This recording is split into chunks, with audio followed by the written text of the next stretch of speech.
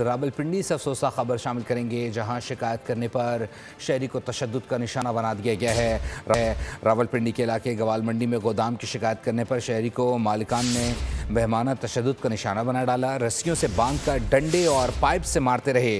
डिटाई के साथ वीडियो भी बनाई। ज़राए के मुताबिक हारिस नामी शहरी ने इलाके में कमर्शियल सरगर्मियों के खिलाफ कंटोनमेंट बोर्ड को शिकायत दर्ज कराई थी।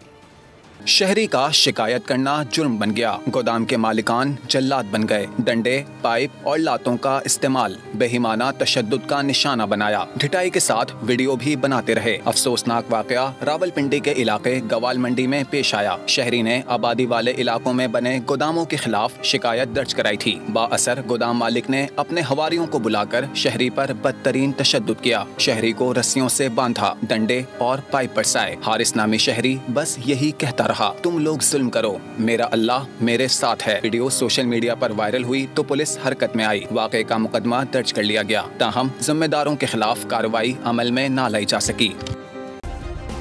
सब्सक्राइब करें और बेल दबाएं ताकि कोई खबर रह न जाए।